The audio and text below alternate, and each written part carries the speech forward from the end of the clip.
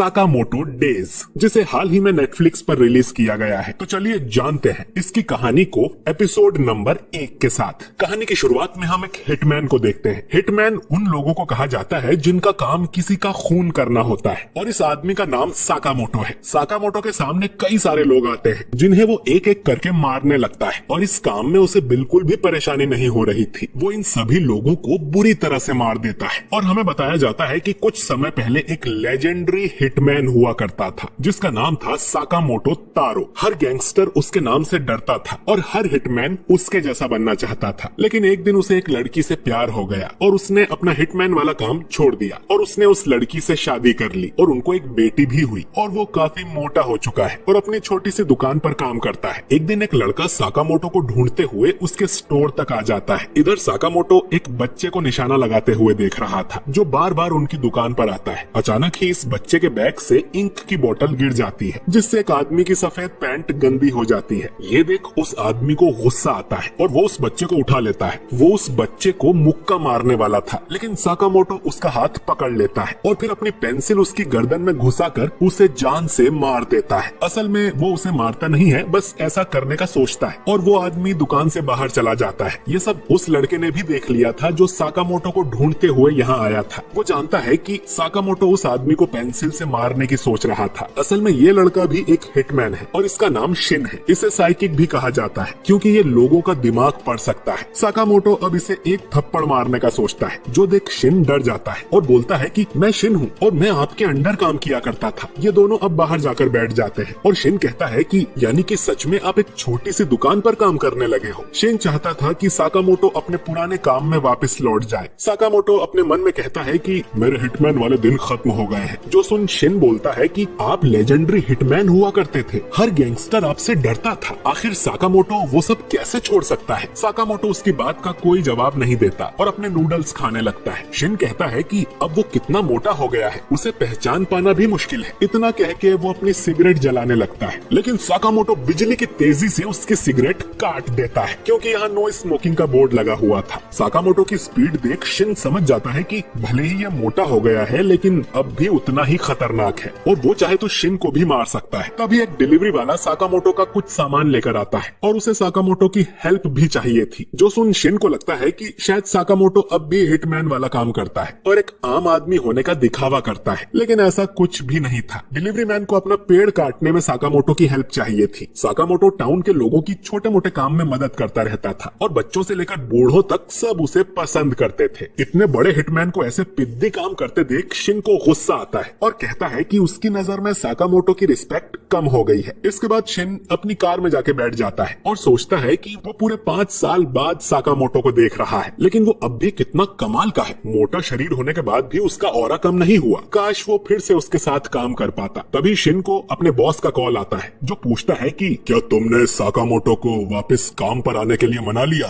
Shin कहता है कि नहीं, जिस पर उसका बॉस कहता है कि तो फिर उसे मार दो। अगर कोई हमारी गैंग छोड़कर जाता है तो हम उसका सफाया कर देते हैं, यही हमारी दुनिया का नियम है। और अगर ये काम शिन नहीं कर सकता तो वो किसी और को भेज देगा। शिन को असल में साकामोटो को मारने ही भेजा गया था, लेकिन वो उसका बहुत बड़ा फैन है और ऐसा नहीं करना चाहता। लेकिन काफी सोचने पर शिन समझ जाता है कि उसके पास और कोई ऑप्शन नहीं है। अगर उसने साकामोटो को नहीं मारा तो कोई और मार देगा, तो अगर साकामोटो को मारना ही है तो ये उसी के हाथों होना चाहिए। अगली सुबह शिन वापस साकामोटो की दुकान पर पहुंच जाता है, जहां उसकी वाइफ कहती है कि तुम तो कल भी आए थे ना, पर शिन उसका कोई रिप्लाई नहीं देता और अपनी गन में साइलेंसर लगा के स्टोर के अंदर चला जाता है। शिन साकामोटो से कहता है कि वो आज टाउन छोड़कर जा रहा है, तो वो जाने से पहले साकामोटो को गुड बाय बोलने आया था। इसके बाद वो साकामोटो पर गोली चला देता है, लेकिन साकामोटो अपनी मुंह की कैंडी को बाहर थूक देता है जो उस गोली से टकराकर उसकी दिशा बदल देती है। इसके बाद वो शिन पर एक आइसक्रीम फेंक कर मारता है और उसके सामने से गायब हो जाता है और शिन उसका माइंड भी रीड नहीं कर पा रहा था। अब शिन का थोड़ा ध्यान बटाकर साकामोटो उसके पीछे से आता है और उसके मुंह पर एक जोरदार लात मार देता है, जिससे शिन दूर जाकर गिरता है और कहता है कि पता नहीं वो क्या सोचकर साकामोटो से लड़ने आया था। इसके बाद शिन बेहोश हो जाता है। शिन को जब होश आता है तो वो साकामोटो के घर में था, जो उसकी दुकान के ऊपर वाले फ्लोर पर ही है। शिन को साकामोटो की फैमिली के साथ डिनर करने बुलाया जाता है और शिन को समझ नहीं आता कि साकामोटो उसे अपने घर क्यों ले आया। कहीं इस खाने में जहर तो नहीं, लेकिन उसके शरीर पर जहर का असर नहीं होता। शिन जब खाना खाता है तो वो उसे काफी टेस्टी टेस्टी लगता है। शायद उसने कई दिनों बाद घर का खाना खाया था और साकामोटो का भी पहली बार यही रिएक्शन था। शिन को आज ये खाना खाकर इतना अच्छा लग रहा था जितना उसे कभी कोई काम करके नहीं लगा, और अब उसे समझ आ जाता है कि इन छोटी छोटी खुशियों के लिए ही साकामोटो ने वो काम छोड़ा था। डिनर के बाद शिन साकामोटो को खाने के लिए शुक्रिया बोलता है और जाने लगता है। साकामोटो उसे एक बोर्ड दिखाता है जिस पर लिखा था थैंक यू, फिर जरूर आना। शिन अपनी गैंग के पास चला जाता है जहाँ उसका बॉस उसे काफी डांट लगाता है कि तुम उसे मार क्यों नहीं पाए।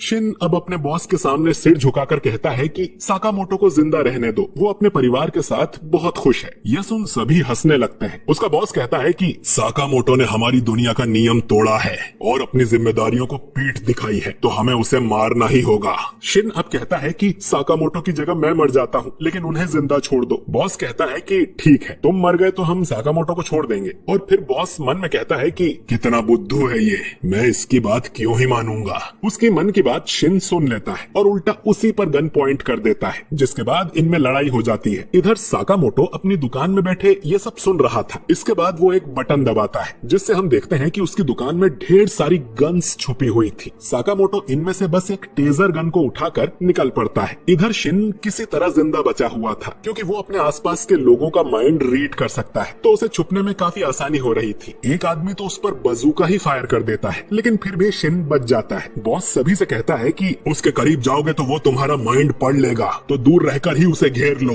शिन की गोलियां अब खत्म हो गई थी और 3 लोग उसे घेर लेते हैं। वो शिन को मारने ही वाले थे, लेकिन साकामोटो पीछे से आकर उन्हें टेजर से करंट लगा देता है। साकामोटो को यहाँ देख शिन और उसका बॉस दोनों चौंक जाते हैं। वो लोग अब साकामोटो को मारने उसकी तरफ बढ़ते हैं, लेकिन साकामोटो जो अपने साथ सिर्फ 2 चॉपस्टिक्स लाया था, वो उनसे ही लोगों को मारने लगता है। वो इन चॉपस्टिक्स से चलती हुई गोलियों को भी पकड़ रहा था और वो बिजली की रफ्तार से सभी को मारने लगता है। वो मोटा जरूर था, लेकिन उसमें ताकत बहुत ज्यादा थी। बॉस अपने आदमियों को साथ में उस पर गोलियां चलाने को कहता है, लेकिन साकामोटो उन सब से बचते हुए उनके बंदूकों को काट देता है और गुंडों के साथ साथ वो उनके बॉस को भी खत्म कर देता है। ये सब देख शिन समझ जाता है कि ये अब भी लेजेंडरी हिटमैन है। वो पूछता है कि उसे पता कैसे चला कि शिन यहाँ पर है। साकामोटो अब बताता है कि जब शिन बेहोश था तब साकामोटो ने उसकी गन में एक ट्रैकर लगा दिया था। शिन अब कहता है कि अपने वादे के मुताबिक वो आज ये टाउन छोड़कर चला जाएगा, लेकिन साकामोटो उसे अपनी दुकान की एक यूनिफॉर्म दे देता है और कहता है कि उसे 1 घंटे के 400 रुपए मिलेंगे और ओवर टाइम के पैसे अलग से। यानी साकामोटो शिन को अपनी दुकान में काम करने का ऑफर दे रहा था, जिसके लिए वो मान जाता है। और अगले दिन से ही शिन भी साकामोटो के साथ उसकी दुकान पर बैठने लगता है। वो देखता है कि रामेन के सारे कप को साकामोटो ही खाली कर रहा था। अपनी माइंड रीड करने की पावर से शिन लोगों को उनका सही सामान दे पा रहा था और साकामोटो की वाइफ और बेटी को भी वो बहुत अच्छा लगता है। वो बच्चा उसे बाहर चल के खेलने को भी बोलता है, लेकिन शिन कहता है कि अभी उसकी शिफ्ट खत्म नहीं हुई है और ये काम उसके पिछले काम से तो कहीं ज्यादा अच्छा है। वो बच्चा पूछता है कि पहले तुम क्या काम करते थे, जिस पर साकामोटो अपने मन में बोलता है कि उसे बताया तो तुम्हें मार डालूंगा। जो सुन शिन कहता है कि पहले वो सफाई का काम करता था और ये एपिसोड यहीं पर खत्म हो जाता है।